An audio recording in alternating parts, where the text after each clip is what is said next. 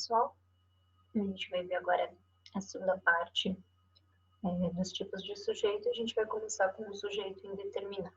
Uma coisa bem importante do sujeito indeterminado. Essa oração, ela possui um sujeito, mas a gente não consegue identificar quem é esse sujeito, nem de forma explícita, nem de forma implícita. Então, o sujeito indeterminado, quando não é possível identificar um referente na oração ou no contexto enunciado para a flexão verbal, ele vai ser construído a partir de duas referências. Uma delas é o verbo na terceira pessoa do plural. Isso daqui é uma coisa que vai ser bem importante para a gente, tá? Contexto. Por quê? Porque o meu verbo na terceira pessoa do plural, ele só vai identificar para a gente um sujeito indeterminado quando não houver nenhum contexto que me permita identificar quem é que anunciaram a morte do prefeito. Eu sei que alguém anunciou, mas eu não consigo identificar quem é o anunciador dessa referência, né? Então, aqui, há a presença de um sujeito indeterminado. Muitas vezes, a intenção do falante é quem vai determinar para a gente essa relação de indeterminar ou não a minha frase. É justamente, né, de marcar para a gente essa possibilidade de generalização, já que aqui a concordância se dá com a terceira pessoa do plural e a gente sabe que o eles é um pronome bastante generalizado. Eu sempre digo que ele identifica duas, como ele pode identificar 1000 pessoas relacionadas a ele. Eu não consigo caracterizar, a não ser que haja um contexto facilitador para mim. Então, o meu sujeito é indeterminado. Atenção aqui. Aqui eu vou fazer com vocês, antes da gente ver a segunda possibilidade, uma questão da UFSC, que foi uma questão bem bolada, que trabalha bastante conceito de sujeito. Esse aqui era o fragmento que estava na questão, e dizia assim: quando a noite está escura e cai o vento noroeste, vê-se 2 vultos brancos como a neve atravessarem o mar, vindos da Ilha do Mel a Ponta Grossa, e irem costeando até a ponta da pedreira. Dali, se transformam em 2 pombas brancas e voam pelo mesmo caminho que vier. Eu vou mostrar a questão e a gente volta ao texto se houver necessidade, tá? Então, a questão era uma questão de 2007 e era uma questão bastante gramatical. A primeira alternativa dizia assim: de acordo com a norma culta, na frase vê-se 2 vultos brancos como a neve atravessarem o mar, há um problema de concordância verbal, uma vez que o verbo ver deveria estar no plural, por ter como sujeito 2 vultos brancos como a neve. Isso aqui já vai antecipar a nossa segunda possibilidade de identificar um sujeito indeterminado, que é justamente quando você tem um verbo na terceira pessoa do singular seguido desse pronome ser, dessa partícula que eu tenho aqui. E a gente vai ver que ora pode ser uma PA, ora pode ser um índice de indeterminação. Aqui, só para caracterizar, o V deveria estar no plural porque o sujeito é esse 2 vultos brancos. Nos próximos slides a prof vai mostrar como é que vocês identificam isso. 2 vultos brancos são vistos. Então, veem-se 2 vultos brancos, né? Esse verbo aqui deveria estar no plural, o que caracterizaria essa 01 como uma oração correta. Na oração 3 corvos que procuram agarrá-las, ele está dizendo que esse las aqui, ó, que é o pronome oblíquo, faz referência à palavra crianças. Isso daqui é o tipo de questão gramatical bastante comum na UFSC, tá? Um pronome, ele sempre vai estabelecer uma concordância em gênero e número com a palavra que ele está substituindo. Basta ver se essa palavra que substitui é realmente a palavra criança. Então, aqui eu tenho, por exemplo, vamos ver se está aqui, onde é que está? Eu acho que eu não copiei toda a relação, tá? Porque não era a questão que a gente precisaria identificar. Mas essa relação aqui, a gente vai ver depois que o agarrá-las não se referia a criança. Então, ela não era uma proposição verdadeira. O que eu quero realmente mostrar para vocês está aqui na 04, tá vendo? Ó, ele dizia assim, ó, dali se transformam em 2 pombas brancas. E ele diz que há a elipse do sujeito que pode ser resgatado no período anterior. Como é que eu sei que existe a elipse do sujeito? Ele está dizendo que o verbo transformar aqui está sendo caracterizado por um sujeito oculto. E aí ele leva em xeque para o aluno identificar a relação de transformar estar ou não na terceira pessoa do plural. E aí a gente via que quando a gente tem o verbo na terceira pessoa do plural, por exemplo, a gente teria uma caracterização de um sujeito indeterminado. Vamos ver se existe a elipse do sujeito. É só a gente voltar aqui e identificar. Dali se transformam em duas pombas brancas. Quem é que se transformam em duas pombas brancas?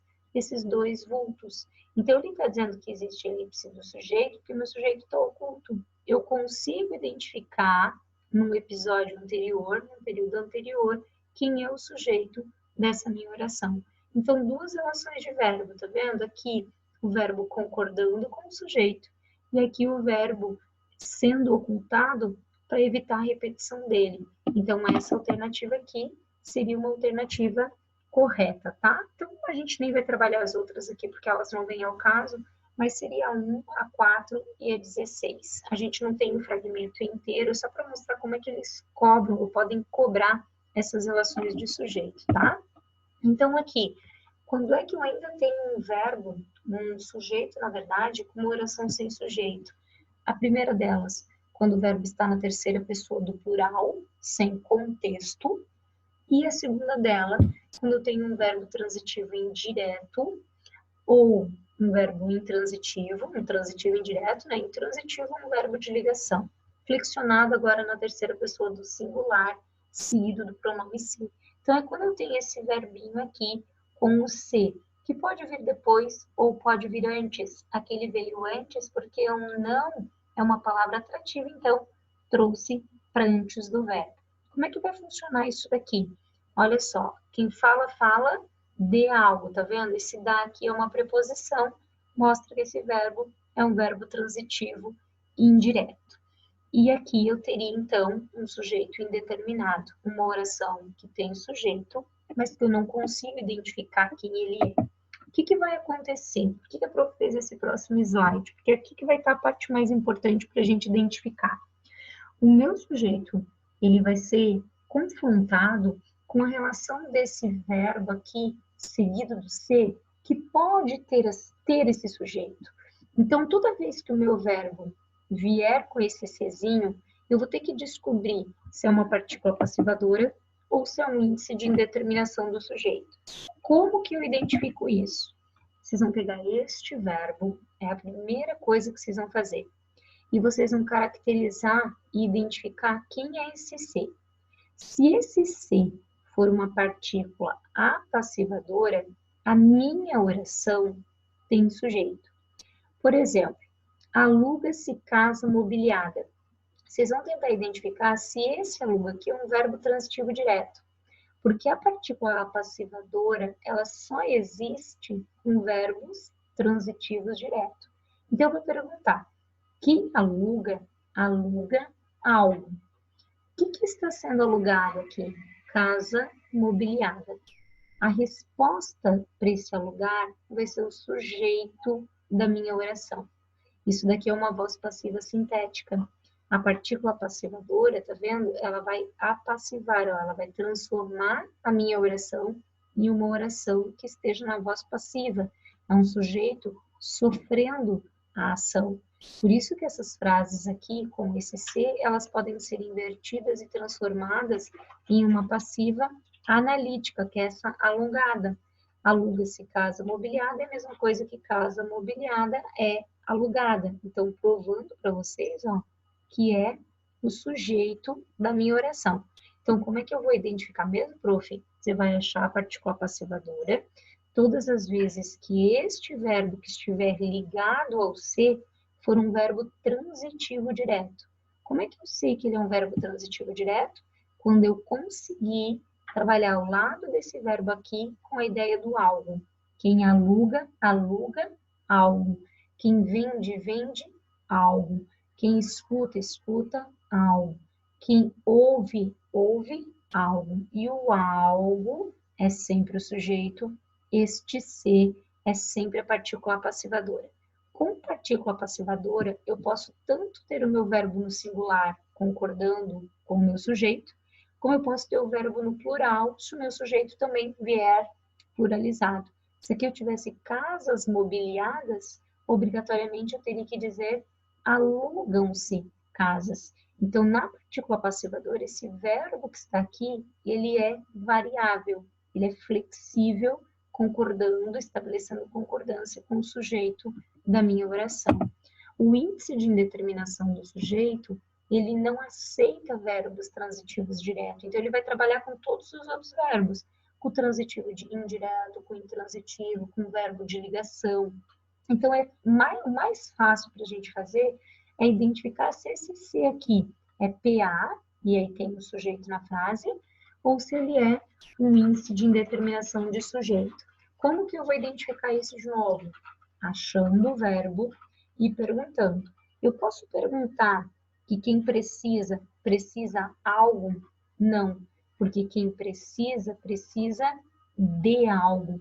Esta preposição aqui mostra pra gente que é um verbo transitivo indireto. Então, este C aqui se chama índice de indeterminação do sujeito. O que isso significa?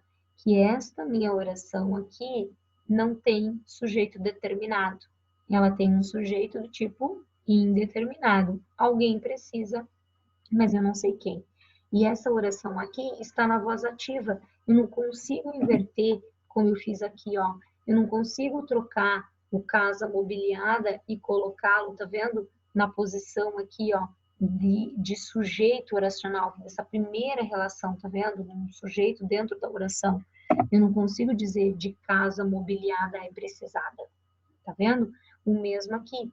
Vive-se com medo em Porto Alegre. Quem vive não vive algo aqui. Quem vive aqui vive como, com medo, e vive onde? Em Porto Alegre. Esse com medo e esse em Porto Alegre, eles são adjuntos adverbiais. Aqui de modo e aqui de lugar. Esse C que eu tenho aqui, ó, é um índice de indeterminação do sujeito. Esse verbo é intransitivo, porque ele não tem complemento verbal. Então, aqui de novo, eu tenho um sujeito indeterminado. Então, o que eu vou fazer mesmo? Eu vou pegar o verbo e eu vou detectar se esse C é PA ou se é índice de indeterminação. Se esse C for PA, eu consigo perguntar quem aluga algo, o que vier na sequência, o que for a minha resposta, vai ser o sujeito. Se eu não conseguir colocar o algo aqui, porque eu vou ter o de algo, porque eu vou ter o como, porque eu vou ter o onde, porque eu vou ter o quando, por exemplo, esse meu Czinho vai ser um índice de indeterminação do sujeito e eu não tenho aqui um sujeito determinado, tá? Essa oração aqui a gente chama de oração com sujeito indeterminado. A frase está na voz ativa. Esse meu verbo aqui é invariável, ele nunca irá para o meu plural, tá? Então, aqui tem uma tabelinha só para a gente caracterizar, tá vendo? Com índice de indeterminação, estará com o verbo na terceira pessoa do singular obrigatoriamente. Se for um pronome passivador, se for uma PA, pode tanto estar no singular quanto estar no plural. Com índice de indeterminação, o sujeito é indeterminado. Com PA, o meu sujeito é determinado e faz o verbo concordar com ele. Então, aqui, verbo invariável, verbo variável. No índice de indeterminação, a oração não admite a passagem para a voz passiva analítica. Eu não consigo fazer aquela troca que eu fiz de inverter a frase. Vende-se casa, casa é vendida. Eu não consigo fazer isso. Lembra? Eu gosto de chocolate é gostado, eu não consigo fazer. A oração está na voz passiva e eu consigo inverter essa passiva sintética para uma passiva analítica, tá? Então, aí eu determino um sujeito indeterminado fazendo a comparação com a função do ser como pronome apassivador, como PA.